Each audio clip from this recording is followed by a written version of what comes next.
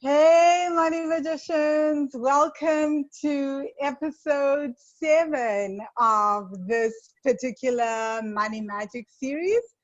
My guest with me today is Phuthanang, and she is going to talk to us about money, trauma, and the womb. So, in episode 6, I interviewed a Polite.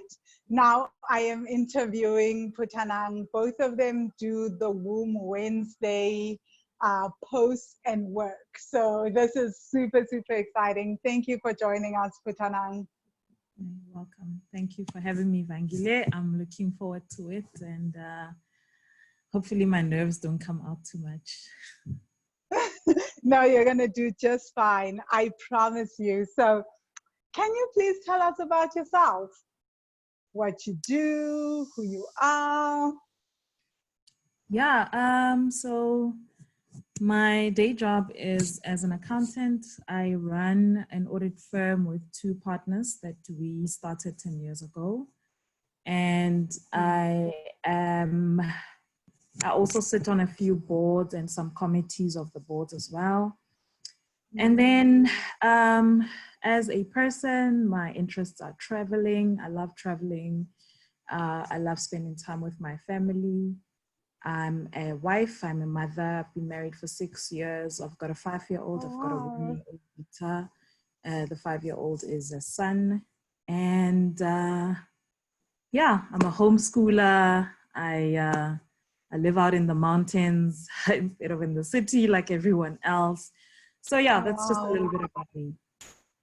Wow, I knew you were a homeschooler. I didn't know though that you had 2 kids. I think only because when you went to Vietnam last year, was it earlier this year? Last year, right? It was 4 years, so late last year, early this year, yeah. Yeah, so I only saw pictures of your 5-year-old. Oh, they were both there. Oh, they were both there. Oh, yeah. Precious, man. That's beautiful. So, Phuthanang, tell us, what does money mean to you? Sure, money for me honestly means freedom. It's I think we all need to just accept that we're living in a capitalistic society, and to get access to a lot of things, you need money. You know, if I want to travel the way I love traveling with my family, I do need money. I want to stay in a beautiful house, I need money to buy it. My car, I need money. So for me, it's really freedom to literally just be able to express myself through how I live my life. Without, too many restrictions, without having to think about too many things, so money and time both signify freedom for me, and the combination of both is it's my dream. Okay, I agree. Like, I think actually that is the closest description of what money means to me when I think about it. Funny enough, I haven't sat and gone deep on this question because I'm more fascinated to hear what money means to people. But for me, definitely, I think it means freedom, because freedom is definitely one of my top values, right? As a constant traveler, but also just believing in freedom as a value for just everybody, that we should all have some kind of say in our lives. So yeah, that's what money means to me too when I think about it. So when did you start suspecting that your money story wasn't just about the money and there was more to this than budgeting? I think for me, I'll say I always knew this, because my grandmother was a domestic worker. And I used to visit my grandmother during the school holidays, well, myself and my siblings anyway. And almost all the time, her employers would never be there. And every time I asked, they would be on holiday. Where are they? Well, they're in London, or they're in France, or they're in wherever, it doesn't matter. some Wow. exotic location that I literally only saw on a map, on paper, you know, at school. And my parents, you know, could afford to take us on a holiday, maybe to Durban and to Cape Town. That's where we grew up going to. And I knew that I definitely wanted more for myself. I wanted to be in the so-called London that these people are always going to. I wanted to see myself in a foreign country where I don't understand the language and nobody knows me. And, you know, there's just something that's just always attracted me to travel. And so Yes. from the very beginning, because I knew my parents could not afford to take 4 of us plus the 2 of them on a plane to London, I literally knew that, you know, my money story was going to be different. It's not going to be the same as theirs, where they save for 2 to 3 years for us to be able to go to Durban, which is great. I mean, I really, really appreciate what they did. And I think they did great. But I definitely wanted more for myself, for my life.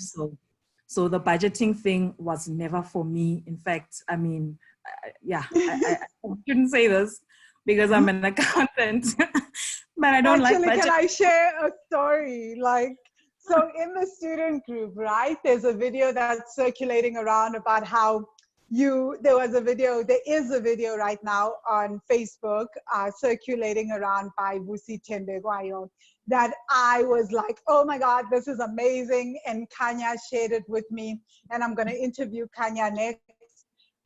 He shared it with me, and he was saying, and I was like, definitely post it in the student group. This is amazing. We need to hear this. And in there, Vusi Tembegwayo is teaching that we need, before you get 2 billion rand, you need to be able to manage 2 million rand. You know, like that you need to go through the trials and error. And we're all like, oh my God, guys, this is awesome. What an amazing video. And literally Phuthanang comes in and is like, please just give me the 2 billion rand. And we're like, whoa, what just happened here? You know, and the logic was so I sat with it and I came back. I was like, guys, I agreed with Vusi until Phuthanang, because now I understand my fallacy in thinking. The 2 billion rand, literally, if someone comes and they give you 2 billion rand, and then someone says, go work for the 2 million rand, take the 2 billion. You were so right. Like, you can hire the coaches, you can hire the financial advisors, you can hire a team, you can literally hire the people that you need to figure out your next move. Yeah. But we were all like, yes, you need to work for the 2 million. You need to really struggle and fail and everything. So you always bring this perspective of ease to us, even though you're an accountant. It's always like, wow, okay, this is amazing. Yeah, but I think also, Van, it's important to remember that if 2 billion offers itself to you, then you are not the person who needs to work hard for the 2 billion rand. So do not deny who you are. Take it and say, thank you so much, you know, and if you make a mistake with it tomorrow, that's fine. But there's somebody else right next to you who's not going to get the same offer as you. So I think we constantly need to believe in ourselves. We need to constantly believe in the work that we are doing. And we need to actually believe that it is changing who we are. So perhaps you were never going to get offered that 2 billion rand 5 years ago, or maybe even a week ago. But if it comes today, that is who you are. You are a person who believes that 2 billion rands just comes in and walks into your life. Take it. Celebrate. Sure. But you know what you just said is so powerful, because it goes against, the video was basically saying, work for the 2 million and then you'll be able to master it, because the 2 billion will destroy you. And it's true that sometimes having more money can destroy you. But also, I feel like just because you've never had more than, say, 100,000 and then suddenly you jump to 1 billion, it doesn't mean that it has to destroy you. There are so many resources, right? We can always find out what we don't know. What do I need to know about having this much money, you know? So I think that is so, so powerful what you said. So I interrupted as I am known to do. Like Honey is always on my case about this. But I wanted to go back to what you were saying about you knew that your money story would be different. And even though you were an accountant, you knew that it was not about the money. Please walk us through that.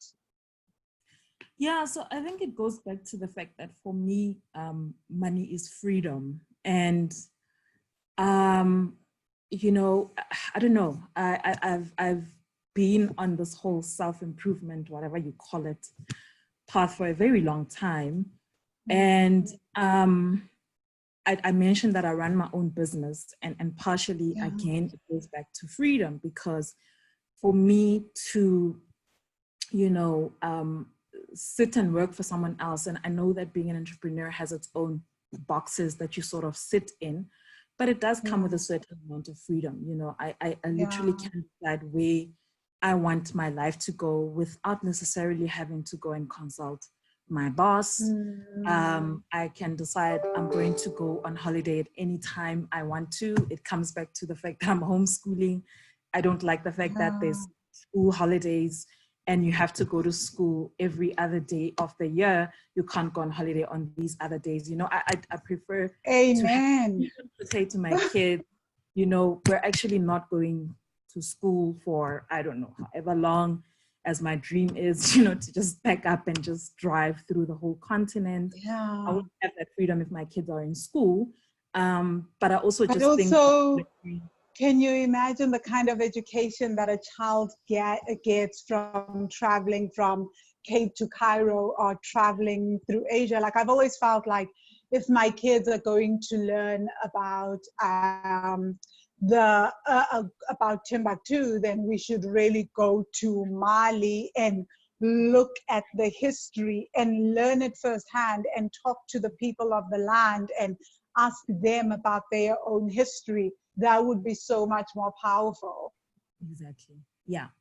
So that's really, it's for me, it's all about freedom. That's, you know, my dream of being financially free came at the age of 8, and I knew that this is my path. I'm going to wake up at age 40 and I'm going to decide if I want to go to work or not. And I'm not going to have to sacrifice my lifestyle. My kids are not going to have to sacrifice anything. No one in my family is going to have to sacrifice anything because I'm saying that I don't feel like going to work because now I'm 41 or whatever the case may be, you know. Yeah. Wow, Phuthanang, that is insanely amazing. I love it. So what do you wish you had known before starting your money journey? What I wish I had known before starting, I think, is that go big or go home is real.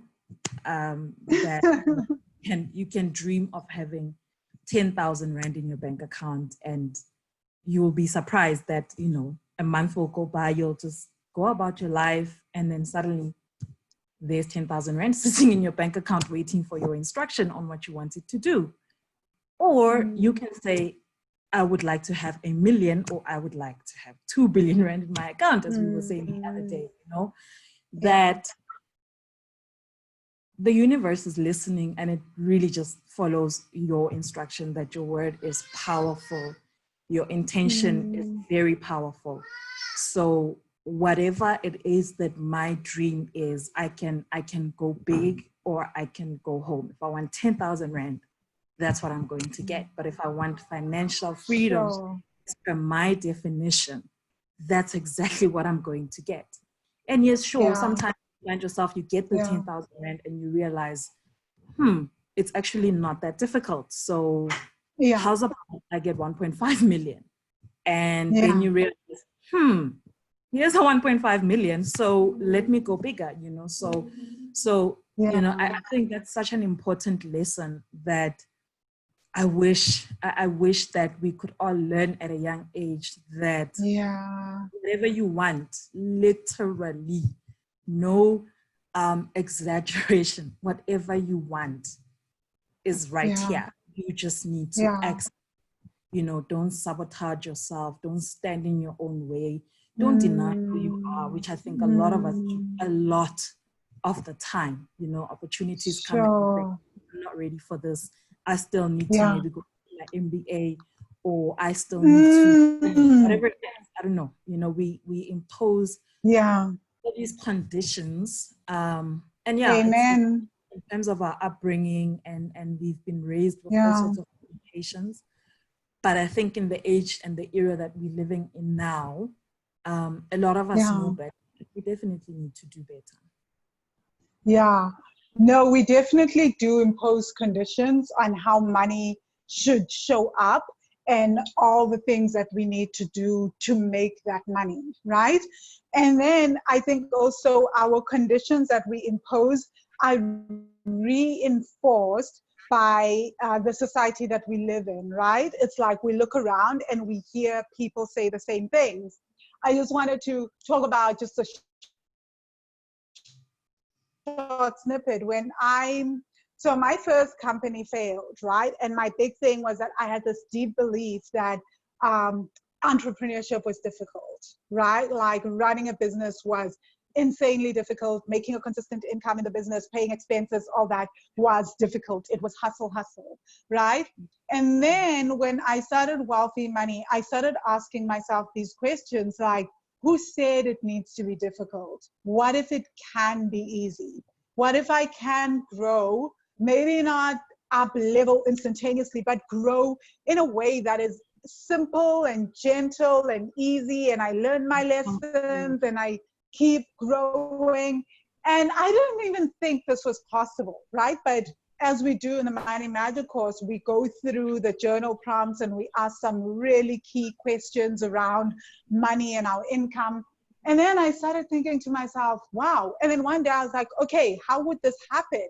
And the answer was like, and I remember I ended up crying in London, and I was visiting my cousin. And I was like, oh my God, the answer for me is ease would be traveling and building a company. Now, this was the opposite of what I expected, right? Because now it's adding another dimension to this thing that I want to do. So now it's like I'm going from, oh, I just want to be staying put and creating an extra stream, creating a constant stream of income. Now my subconscious is telling me that the easiest way for me to do this is to do it with travel, you know? And I kept asking, and that was the same answer that came up.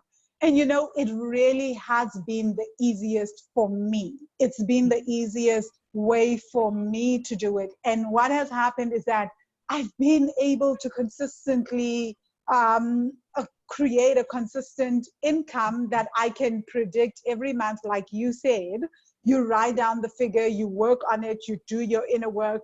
And I've been able to do that even as I travel and continue to travel the way that I wanted to do. So my whole point with this is to say that it doesn't have to be hard. And one of the things that I had to start doing was to start to hear when people are saying building a business is hard, it's such a struggle, month end, hug an entrepreneur, all that, to hear it, but to not internalize it as my message and as my belief system, because I realized that that was not, that was a message that came from a space of deep trauma of watching my grandmother and my mother and my uncle and everyone struggle every month end. And now I was trying to heal that trauma and change the story, which meant that I needed to be committed to changing that story and that trauma. So thank you for sharing that.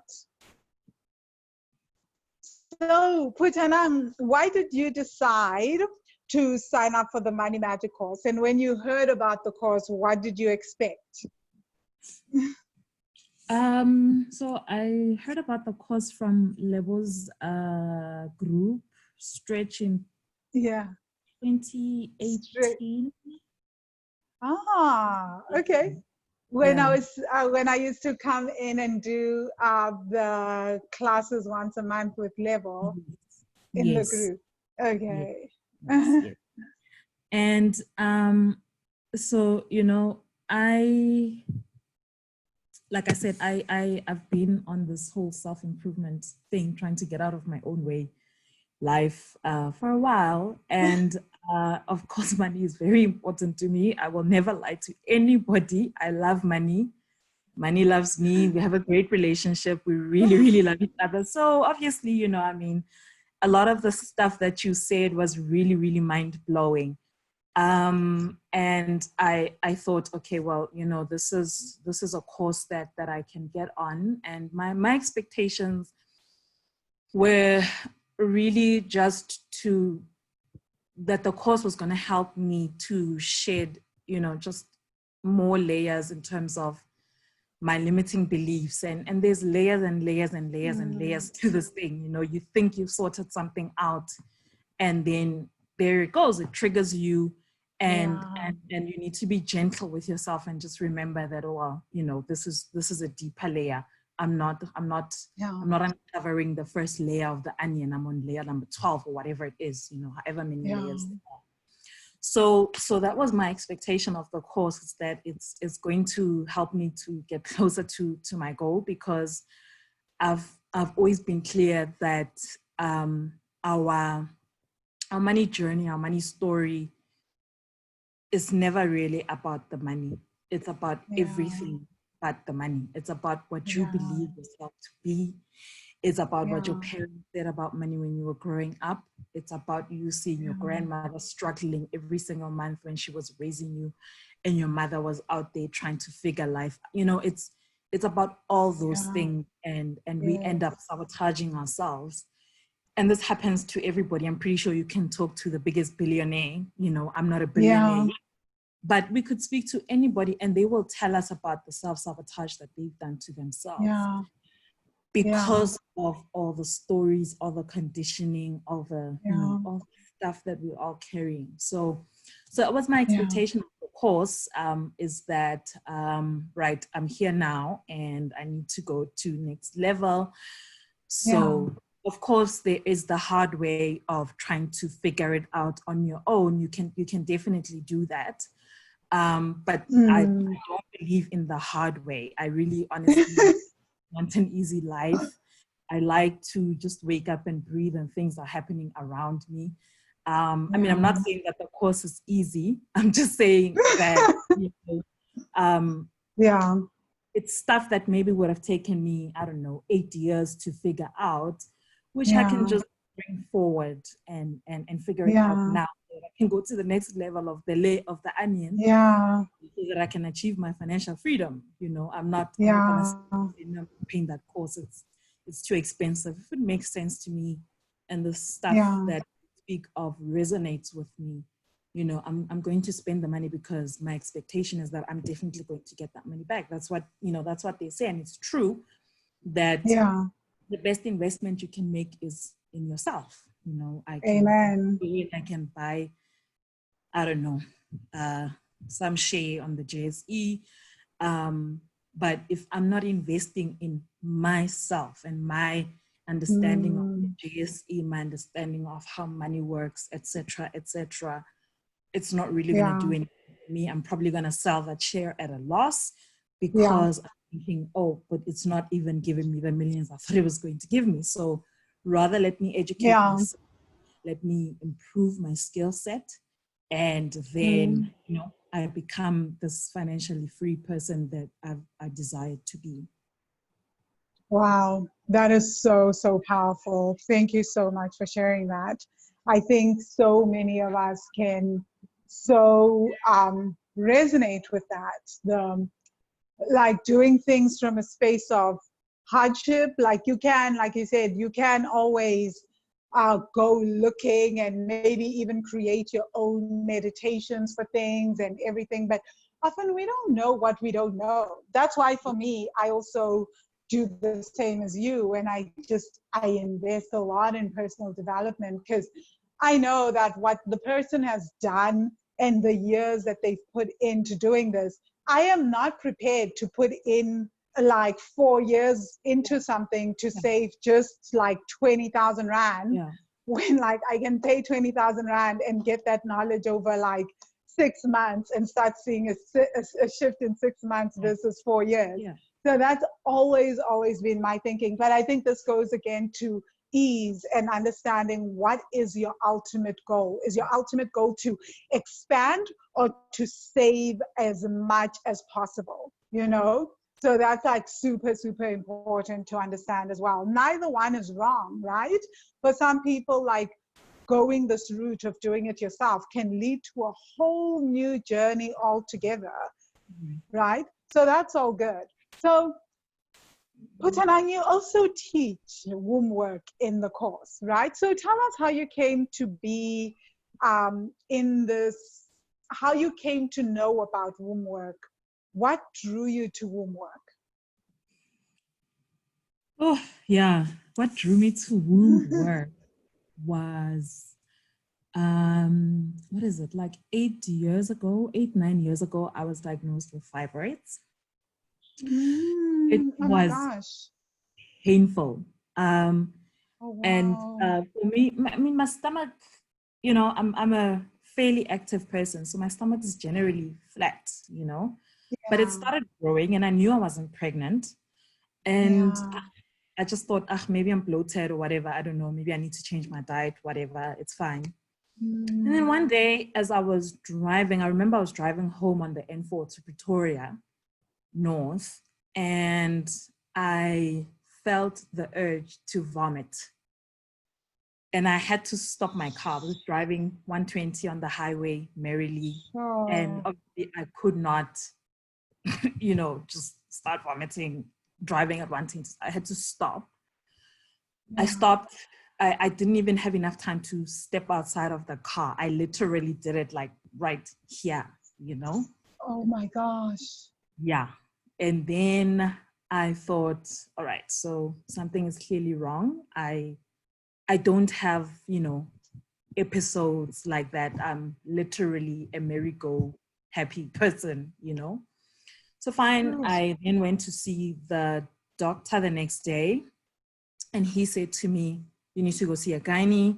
Went to see a gynae on the Tuesday. It was a Sunday when this whole episode happened. So on Tuesday, Wow. he then said, well, there's something happening in your womb. We need to book you in for a scan, blah, blah, blah. Now I'm starting to get scared. But he was a very old gynae. So, you know, he reassured me. He said, nah, you know, whatever it is, we can sort it out. Okay, fine. Then did a scan. Scan came back and I had so many fibroids. I think it's called tubulated or something. So they grow on a string of, I don't know, tissue or whatever, I don't know. And they basically spread around the abdominal area and they start interfering with all the other organs. So that's why my stomach was starting to grow. And the day when I vomited, essentially, I don't know, there was something happening against one of my intestines. I can't remember. He explained it to me. So literally all the food just came back because of that. So yeah, so I had to, this was literally probably the first thing that confirmed me on this journey. I had to remove them, took them out via surgery. And when they came out, it was 6 kilograms worth of fibroids, just balls and balls and balls of, No fibroids. way. Yeah. And so at that point, I thought, this is not normal. You know, I don't care what the gynae says. It is not Did the normal. gynae say that was normal? Yeah, the gynae said, no, this is quite normal. I take out so many fibroids. If it's not Oh my fibroids, God. you know what I mean? And I said, there's no way that this is normal. And I cannot accept living like this, you know, again, back to my definition of freedom. I just don't want to be sitting somewhere and then thinking, oh my goodness, what are my fibroids doing now? Are they going to start causing me, you know, pain or whatever? No, I really just want to live. So that's what started in earnest, you know. And he said to me, you know, you might struggle to have kids. I don't want to alarm you. I don't want to scare you, blah, blah, blah. but you might struggle to have kids, which is, you know, another thing where I thought this, yeah, it's definitely not normal, because I've always wanted kids, and I firmly believe that anything I want, I'm going to get. So there is no way that I can sit here and be told that my fibroids are okay and I need to learn to live with them. So sure.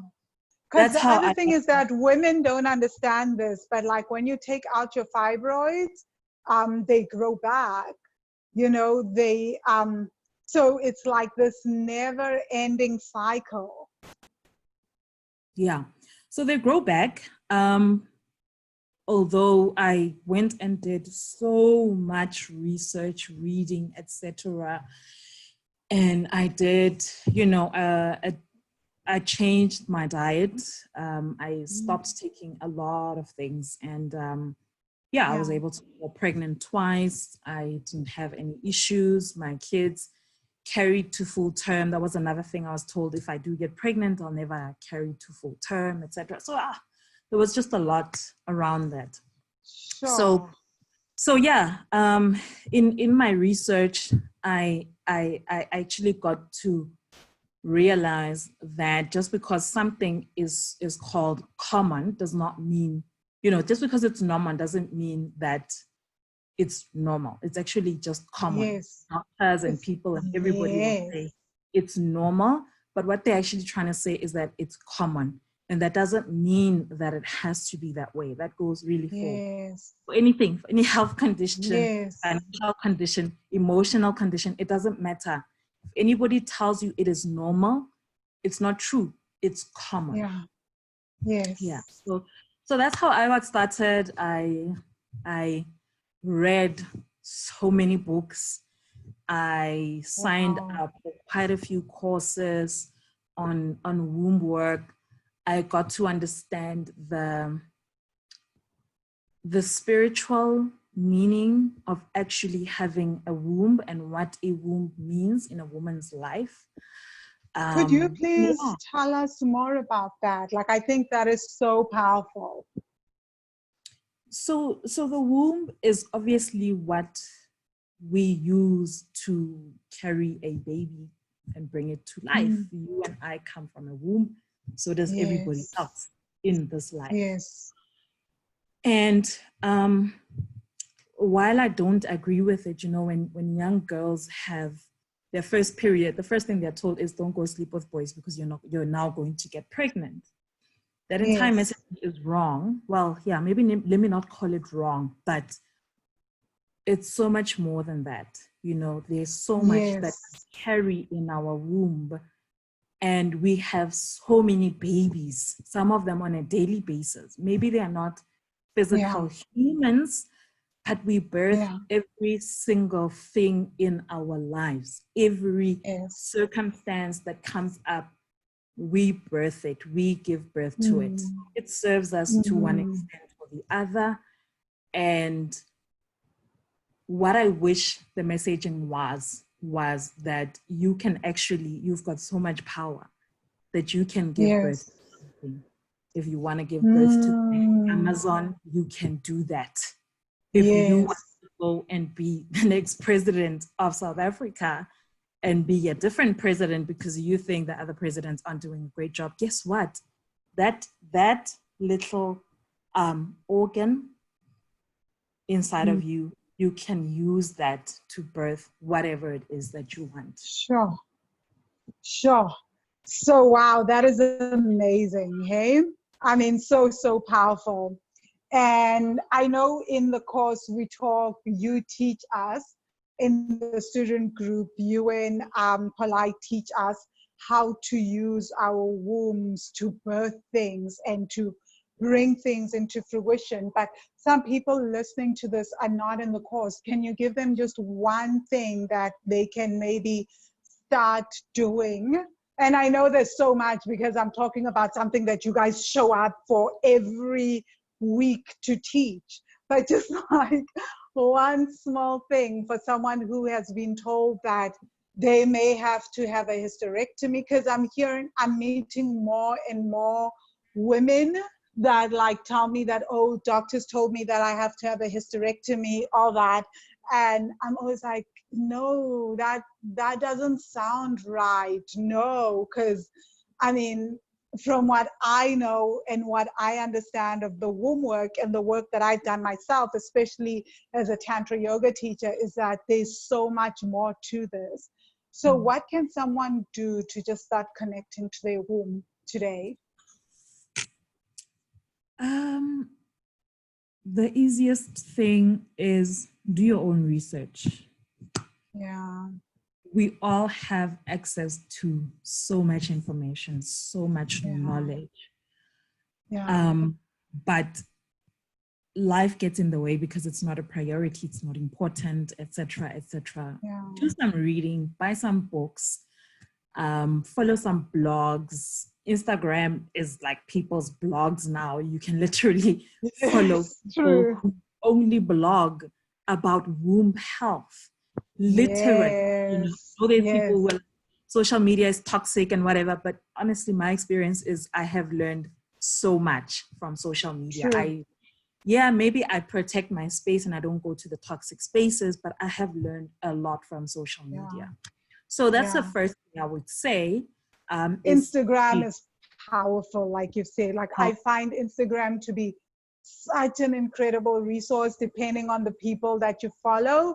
Like I've learned so much about trauma from Instagram, and I'm always like, if anything, what I do, you guys know, is I screenshot everyone that agrees with me, and I'm like, oh my God, this confirms the work. But it's, for me, I find that it confirms, it takes me further, it gets me to think. There's some people that I read and I'm like, I completely vehemently disagree with this.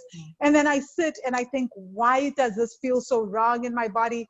But Instagram is incredible. It is the blogging platform. You're so right.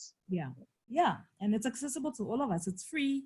You can get into the politics of they're accessing your information on whatever, but you know, what are you getting out of it? And I think let's focus on that.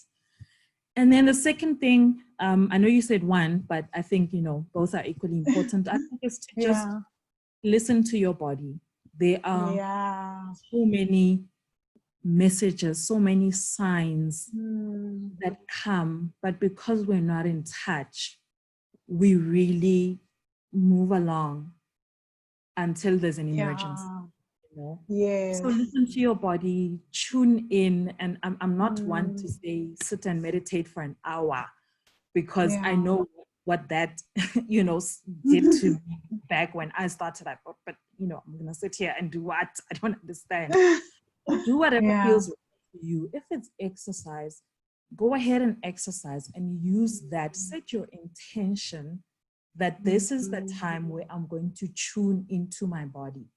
And you will realize that suddenly I'm struggling to lift my arm. Yesterday I could quickly, but today I can't.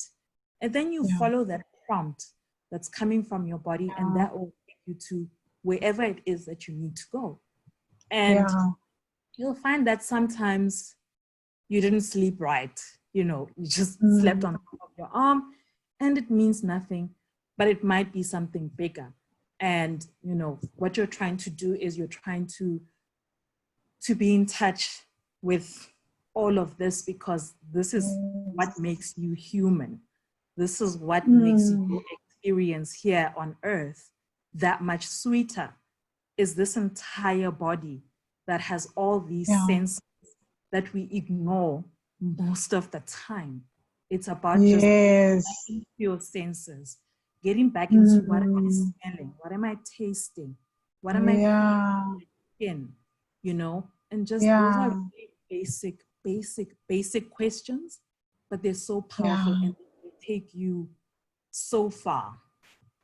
Yes. Wow. I think that's so powerful. You know what I've been reflecting on a lot lately is how we put so much store in the mind. Even old like top-down forms of therapy, traditional forms of therapy have taught us to focus so much on the mind to the detriment of the body, and in everything, right? Even in when we are taught to think positively, so much of what we are taught is to focus on the thoughts, to focus on the mind, that so the body gets left behind. Even when you think about what it is that we prize in school, we are often rewarded for either or, right? Either you're super athletic or you're super smart. And then we tend to identify with, I am intelligent, I am so smart.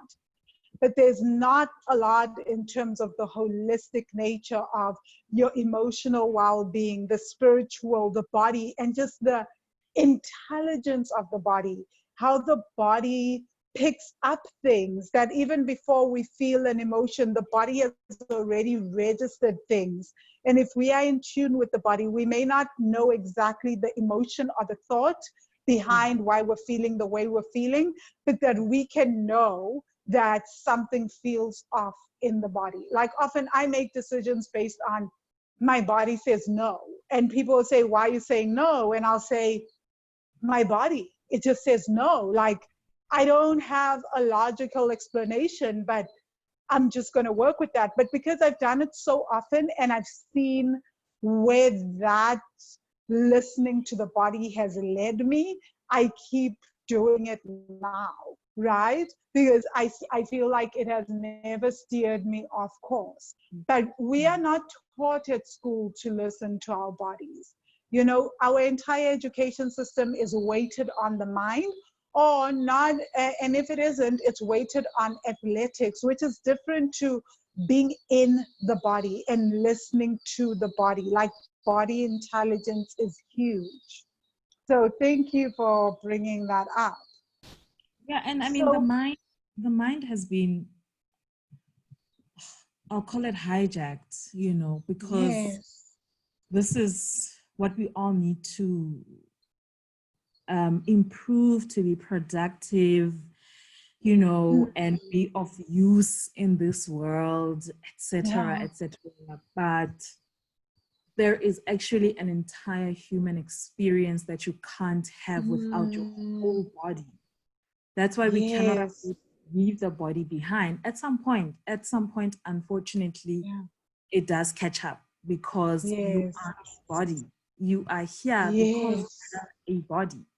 So you cannot Yes. just single out the one, which is the brain, the mind, and say, this is what I'm going to work on. No, every single part needs that attention, some more than Yes. others. And the more you tune into your body, the more you will know which one needs attention. It's like if you have kids, Yes. you have friends, whatever it is, you know that that particular friend is actually going through a rough time right now. I need to give her some attention. I need to call her, maybe Yes. buy her some groceries, whatever it is that you're going to do. But if you're not in touch, that part that needs your attention starts to deteriorate because that's what it knows how to do best. Yes. Yes. Oh, that is so powerful. I'm so, wow. I know why people message me and say they get so much from these videos. It's just like these interviews. It's just mind blowing. But yeah, I really, really loved what you just said. So, can you tell us what have you learned about how the womb relates to ancestral trauma and money? What is the connection between those things? Womb, ancestral trauma, and money.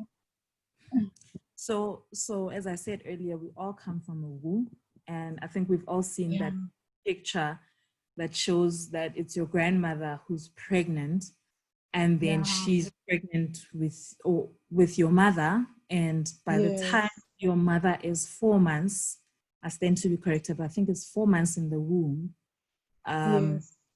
all your eggs are there. All your mother's eggs Wow. are there. So that means Yeah. you came into existence, whatever, if it's 90 years ago, if your Yeah. grandma was 90 years old, you were Oh here my now. God. Whoa. Yeah. So whatever it is that your grandmother was going through, literally you were here experiencing it with her. And of course, by Oof. extension, it means that she was there 90 years before that when her grandmother was pregnant. So, you know, it's a cycle that we carry our Yeah. ancestors within our genes. We carry them with us on a daily basis. They are our Yes. DNA. There's something I read that says, Yeah. you may not know what your great, great, great, great, great grandmother looked like, but your genes know it. Yes. So that's really the link, is that whatever she was going through, that her grandmother went through, that her grandmother, etc., etc., since the beginning of time, Yeah. I went through it, and this would explain why triggers, sometimes you get triggered by something and you're like, I do not understand why this thing has me so worked up.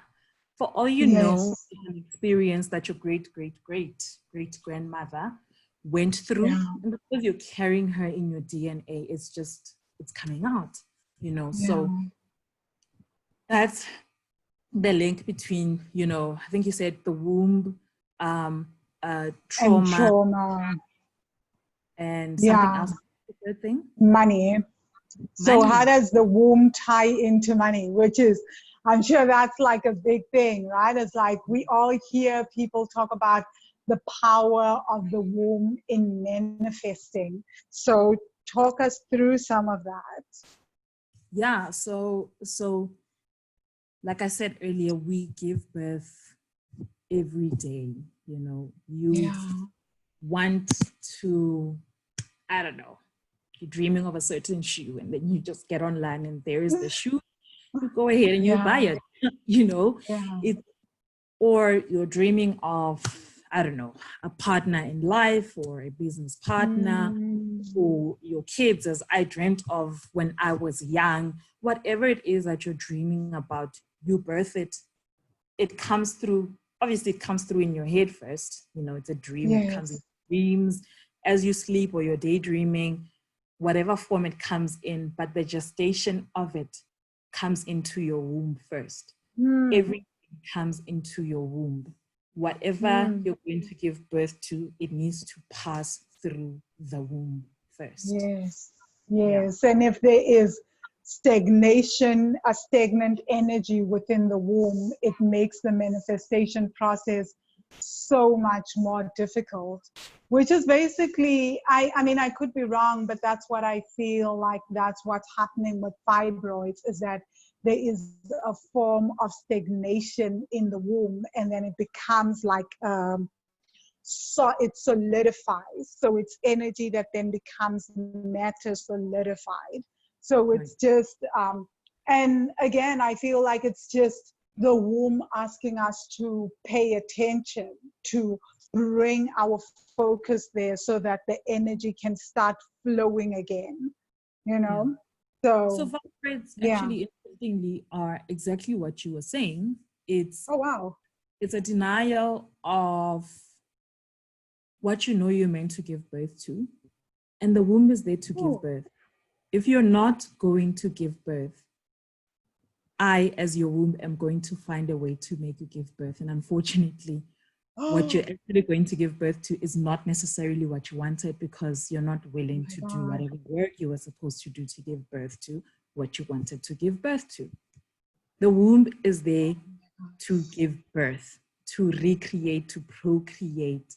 Oh We're my not talking gosh. about kids, of course. We're not talking about Yes, babies. yes.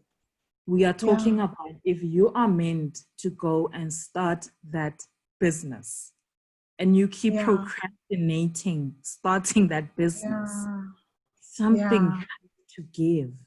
Something's got to give. yes. Because, like you said, it's like the idea comes in and it's like the Yeah, sperm and the egg. It needs to gestate. But at right. some point, the baby doesn't stay there past 9 months. Like after No, 9 months, we all get like, oh my gosh, this yeah. baby needs to come out, you know?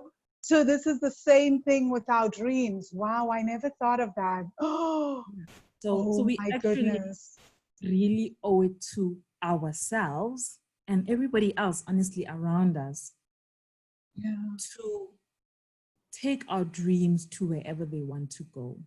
We owe it to ourselves.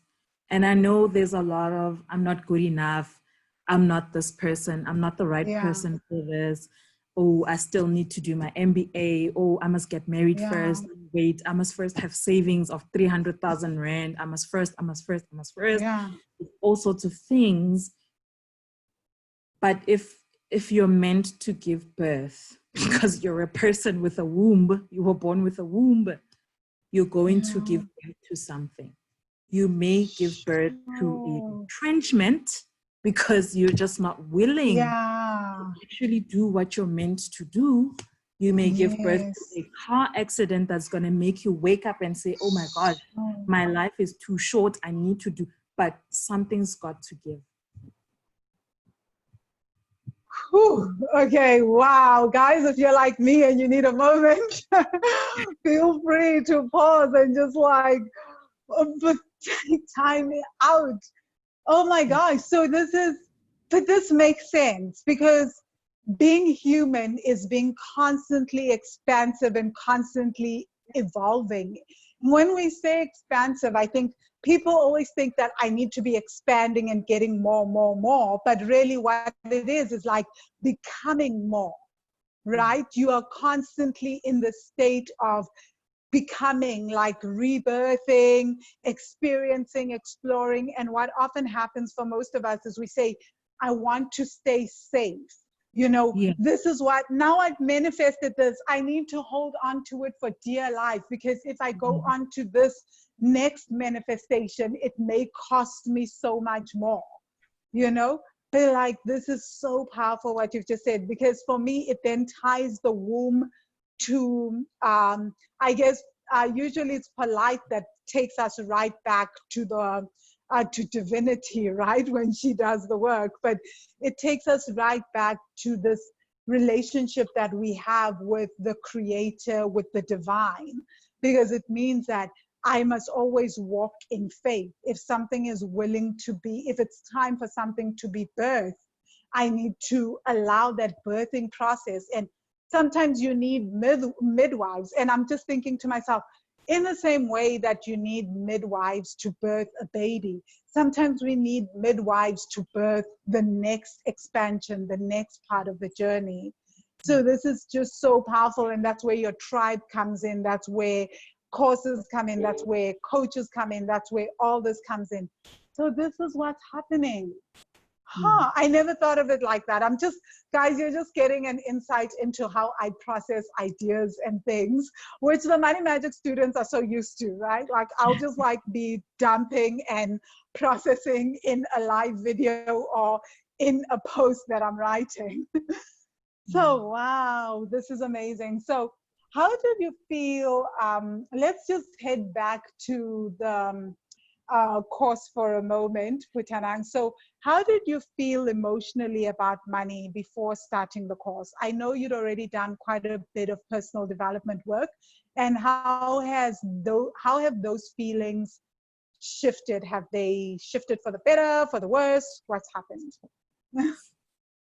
No, they've shifted for the better for sure, but I think it's like what I was saying earlier, that there's layers, you know, and the first layer maybe is, you know, I was a varsity student and all I wanted was to just have 1,000 Rand in my bank account, you know, and what I needed to do to get the 1,000 Rand is not very different from what I need to do to get to 200 million Rand.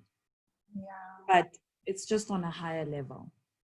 Yes. It's on a higher level of me actually believing I am the person who very much deserves that 200 million Rand because I've got use for it, right? In this world of today, I've got use for that money. And money is freedom for a lot of people. So I don't know how many people I'm going to give that freedom to. If I have that 200 million, I need to actually do this thing. I cannot stop at any point. So for me, the course was going, you know, those layers deeper to get me closer to my goal. You know, maybe we all start at different points, obviously. But yeah, my point where I started is not the same point where you started, because you're also a student of the work. And Yes, um, definitely. that's literally all I wanted. I wanted to peel off, you know, Yeah. more layers to get to this free human that I dream of being. And I mean, Mm, saying that, I don't want us to think that we are prisoners, but yeah. freedom, there are layers to freedom. And in the room Yes.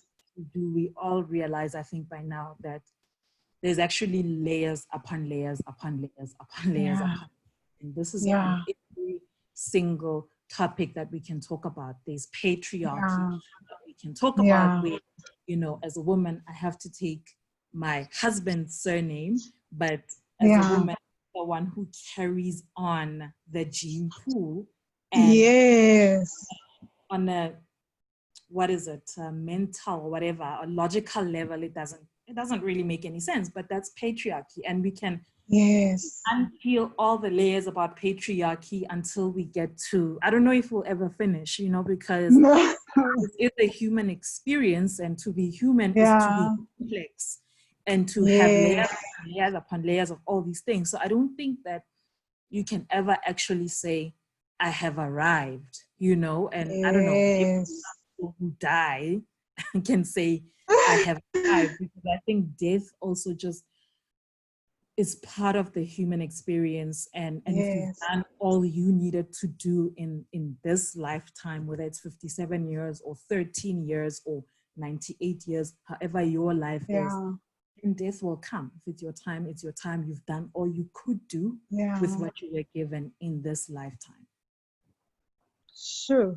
Very, very deep, right? Like, I love what you've just said, that all of this is part of the human experience, though. And I think that we are hoping to dodge some things. Like, as Yeah. you were talking, I was thinking, like, how we sometimes hope to bypass certain things of the human experience because we don't want to be disappointed, we don't want to be hurt.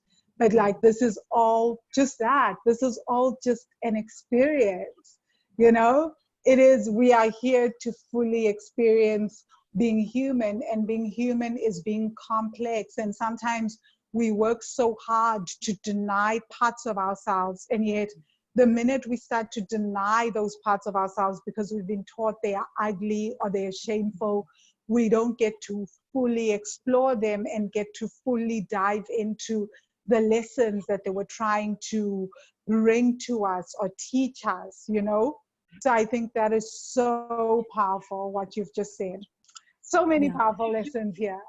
You can run for so long. You Yes. you cannot, this is, you signed a contract. I mean, that's my belief system anyway. I believe that you've got a soul, and your soul extends beyond your human life in this time and Mm-hmm. era. And you signed that contract, and we all have experiences about getting into bad Yeah. contracts, but the contract has to be fulfilled. You can't just get Yes. out of it. You can't get out of it without paying attention to those cancellation clauses that we all hate so Yep. much. When you find yourself in a bad contract and you realize, oh my goodness, this is going to cost me. It's going to cost Yeah. you to get out of that contract that you made on a soul level to come and Yeah. fulfill some things here in Yeah. 2020 July, on the 14th of July. There's some things that you Yeah. said you're going to do. You need to do them. Yeah. It is unfortunate. It's one of those things, or fortunate, right? Fortunate or unfortunate, but like, some of us did sign contracts to come back in this lifetime to do certain things, you know? Like, I always say to people, this is how I know that this is my last life. I'm like, this is it. There's a contract here. No. Hey, I'm fine for time. I'm fine for time. okay, so guys, I'd lost Phuthanang for a while, but I was saying that one of the things that I realized for me is that I feel like, part of the contract, I used to have this thing about, I can't believe I'm on earth again. It's kind of like a long, crazy story, right? Like, the Money Magic students know about it, like that from the age of 6, I used to have this feeling that I went to sleep and then I woke up in someone else's body, right? And I used to have this thing, I still do, by the way, and I think that's why I sleep so late, about this like thing, this trauma for 6-year-old me that just couldn't be explained, about sleeping and then waking up in this body, you know? And I was just like, oh, so I definitely feel that sometimes the contract is not exactly what you signed up for. And the entry into the contract can be so traumatic, because I know my childhood was always just like this, it's like crazy.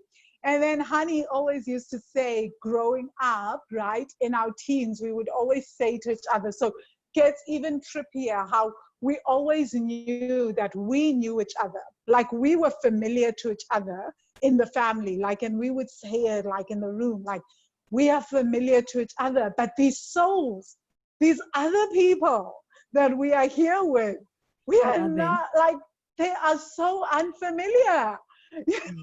So we always knew each other's souls. And it's funny because we always recognized that, and we would say it from a young age, but these other souls that are in this, that we're in this family with, and that we're having to relate with, we don't find familiarity with them. Like, what is going on?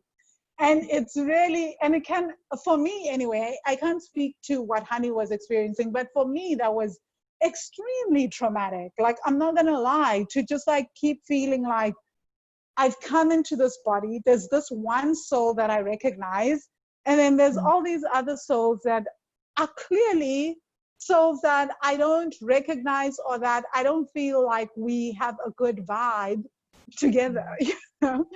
So very interesting. So how have you seen your income and savings shift since you started the course? Well, my income has definitely increased. But beyond my income, because I am on a financial freedom path, and this is financial freedom for my kids and my grandkids, just everybody in the bloodline going forward. I have also started my investment journey in earnest, you know, so that for me is more important than savings. I know for other people it's different, but, you know, for me, because I know, I suppose my accounting background as well, that cash is not such an investment because of the low returns. It's safe and all that, but the returns are so low that for me, diversifying is very important. So I think, you know, having been able to actually take that step and move away from just saving, I'm not going to get to financial freedom by saving money. It doesn't matter how much money I have. What I need is perpetual, consistent income. And I'm saying perpetual because it includes my kids and my grandkids, et cetera, et cetera, et cetera. You know, money is important, but I feel like I am here to change the course and make sure that money is not a preoccupation, that my lineage can just live and do whatever it is that they're meant to be here for. And as I said, if we live in a capitalistic society, we need to accept that money is important. You need money for a lot of things, you know. You want to go and be an artist, you need money for that. Otherwise, you're going to get just a bad contract because you're so desperate and you need this thing to happen. You believe in yourself, etc. So yeah, that's really the shift that I have seen. I've got my investment. I've always dreamed of having a balance sheet. That's the accountant in me. I've got a balance sheet. I'm working on it. I can see the growth. I can see the income streams coming in from my investments going into perpetuity. Oh, wow. This is what you've just said is so powerful about savings, Phuthanang, because you know the ongoing narrative in the financial literacy space is people need to save, people need to save, people need to save. And I've always been, nope, people need to create extra streams of income, and people need to create passive streams of income. And also the other thing that I don't like sometimes about that, about the financial literacy industry is then people will even go as far as to say that the average person doesn't understand passive income. I'm like, no, everyone understands getting money without having to work for it. That is, we all want that. That is like literally what passive income is. It's like, how do you make money without having to work for it? It's a simple thing, and then give people many options. But this idea that like that saving is what leads to that saving is all that leads to financial freedom or retirement annuities or whatever we're offered at our employment is what leads to financial freedom is something that is so detrimental, because we don't even think, and I think the fallacy is making people believe that just because you invest in something, you need to wait 10, 20 years before you see a return on investment. It is possible some investments, you can invest in them now and see a return in 5 years or even earlier. So we need to start teaching investments as well. But that's something that I think that because our schools are not yet there and the industry is not yet there, we need to do the work for ourselves to learn more about that. So thank you for sharing that. So what are the 3 lessons or did you have something to say? Yeah. Yeah. Everything is passive income. We need to change the narrative. Everything is passive income except your job. Everything is passive income, including your savings in bank account that give you that 100 Rand per annum or whatever it is that you're getting. That is passive income. And I completely disagree that people do not understand what passive income. We all understand it. Yes. That's why we want more savings. But all I'm saying is saving is not the way. If you want more passive income, like you're saying, create more streams of income. Whether you're going to buy property, whether you're going to invest in your friend's business, but please do your due diligence. Whether you're going to buy your shares in Adcock Ingram, it doesn't matter, or Amazon in the US. That is what passive income is going to be. You're going to get your dividends, you're going to get your rental income, you're going to get all these things. There's some work that you have to do for some of these investments. But if you're going to go and buy a share in Adcock, all you have to do is buy that Adcock share and then wait for your dividend. That's passive income. Yeah. Yes. Thank you. That is amazing. Yeah, that is true.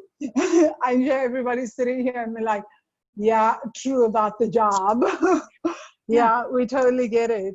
So what are the 3 lessons on meditation in the course that you feel have had the most impact on you and your money journey and your money mindset?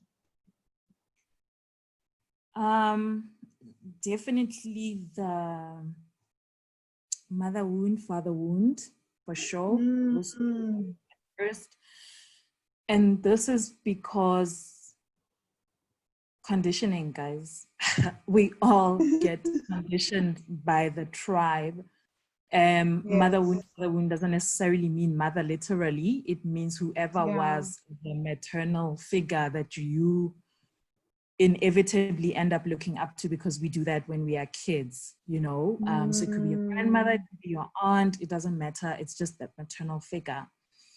And you know, when we are young, your brain just absorbs. It's part of the human experience, as we were saying, is that you quickly need to learn the rules. But unfortunately, in learning the rules, that's actually the conditioning, and some of it ends up being limiting beliefs, and it ends up in sabotage almost all the time, because you know, I don't believe I'm good enough for that, or my parents are still working despite the fact that, you know, I'm approaching my late 30s.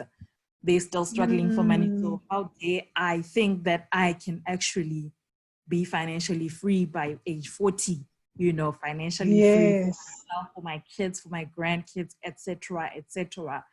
So Mm. we come into life with contracts, and we somehow choose people that are going to make life make sense to us. And it's Yes. very important to recognize that some of those things are not Mm. serving anymore. Of course, my mother is my mother. She will forever be my mother here on earth. Yes. But there are certain Yes. things that she taught me that no longer serve me, and I need to let go of them. And Yes. unfortunately, it's not as easy as saying, I don't like the fact that, my mother doesn't have 5 million rand in her bank account, so I'm Yeah. just 5 million rand. No, I've Yes. learned her behavior. I've internalized it so much that I'm actually her. Mm. I'm an extension of her. So Amen. in my conscious mind, it's not that simple. So that's why we then, Yeah. in the course, we use meditation, because that's going to access your subconscious, and that's where things shift and change. That's where things happen.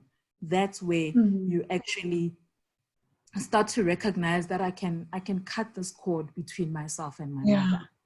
It Yeah. doesn't mean I deny her as my mother, but I need to cut this cord Yes. that serve me. I'm not here for that life. Yes. I'm not here Yeah. so that when I'm 60 years old and I actually want to take a holiday, I then think, oh no, this is too expensive. So, Yes. so for me, it's the mother and father wound by far, Yeah. because of the Yes. conditioning. But I really Oh, recognize the power that they had in my life as yeah. a child. And even today, there are things that they do that Mm. still trigger me today. And I'm an adult. I've got my own. I'm trying not to, give my kids trauma from Yeah. my life experience. But guess what? Even my parents today still trigger me. So, Yes. so mother, father wound for sure. And For then, sure. Like, I just want to jump in and say that my whole money story, like, I feel like 85% of my money story, as you guys know, is my mother wound. It like, I keep coming back to that. It's like, it just goes so deep. It just keeps going deeper and deeper. Yeah. So, yeah, that yeah, was all I needed to say. yeah. And then, of course, the spirit of money just always takes me back to where I'm trying to go, my freedom. Mm, That is wow. my goal. So those three are my go-to if I'm not, even if I'm dealing with anything specific, because everything is so Yeah. related, Yeah. that it doesn't actually matter what you do. Just do something. Yeah. So yeah, it's those three. I agree. Like, I do feel like sometimes you just choose a meditation, choose a lesson. I mean, granted, there's some lessons that I don't just willy-nilly choose, like Akashic Records or the God Wound. I'm like, if I'm doing this, it's because, like, whoa, things are there. Like, I'm willing to go to the depths of this work, but just choose a lesson. Um, so the inner work is almost daily work. And sometimes it's emotionally hard and it can take a while to do and it can feel strenuous on the body. How do you keep showing up to the work? Do you have a particular routine, a morning routine, an evening routine, or weekly routine? What's your thing that keeps you on track to keep doing the work? I think what keeps me on track is my list of desires. you know I dream of flying first class with my family, taking them on a 2-week holiday wherever, and yeah, without having to worry about costs and getting back to a job and getting back to school, etc., etc. So logically, I know that I'm not that person who takes their entire family on holiday, first class, 5-star hotel, Yeah, etc., etc. I'm not that person, but I desire to be that person. And so amen. I'm going to get up and I'm going to do the work. It doesn't matter what comes up. Whatever comes up, I may roll my eyes for an entire month, but I'm going to deal with it, you know, and yeah, one day is one day, as the lottery thing and whatever it is says.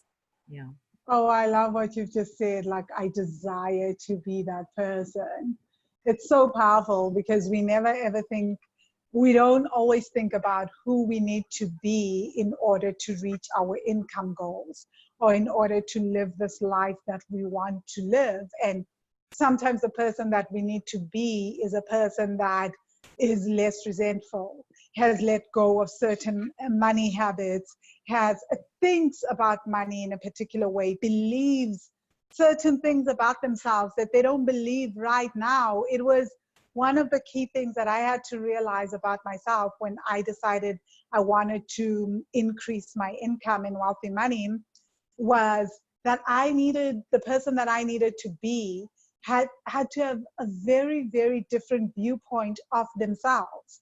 They had like to let go of all, like not of everything, because these things will keep coming up, like you said, but I had to be willing to start working on healing some of the ways that I perceived myself, because that self-perception was influencing the way that I was showing up and the way that I was then presenting myself and behaving with money, which was impacting my income.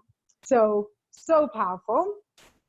So, Phuthanang, how do people get hold of you as an accountant? I would love to have an accountant like you, right? If I didn't have my accountant, I would be like, this is the accountant I need. And I wanted to ask, do you also consult with people around womb work? If people are interested in doing work with you around womb work, would you also do that? How do people reach you? I am on Instagram. I'm on Facebook. I am very bad with attending to my messages on Facebook, but I check them now and again. On Facebook, I am Phuthanang Motsielwa. On Instagram, I am Phuthi, I think _M. I just need to quickly check. No, it's Phuthi M, just Phuthi M, no underscore. Okay. So that's how you can get a hold of me. Most likely, if you reach out, just ask if we can chat on WhatsApp, because it's just easier. I'm definitely on WhatsApp on a daily basis, but I might not be on Instagram or Facebook on a daily basis. I love that. Okay, so thank you so much for coming on this show, Phuthanang. I've been wanting to interview you for a while now. So do you have any last words to add before I close it off? Yeah, I think let's go make some money, guys. Let's make money. Let's all go to Barbados and just, have fun without having to worry about reporting to our bosses. Nobody's taking a laptop. Yeah. I've done that many times, go on holiday with a laptop. No one's taking a laptop for purposes.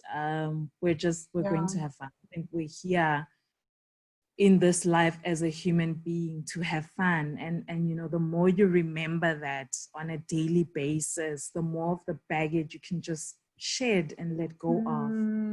Just remember to have fun, Yes. What's the point of the misery, because you're here. You're here, make it count, have fun, laugh a little bit more, play a little bit more, whether you've got kids or not. Go and play, just, go sit on the grass and soak up the sun. Let's have fun. Oh my God, that's the best advice ever. Have fun.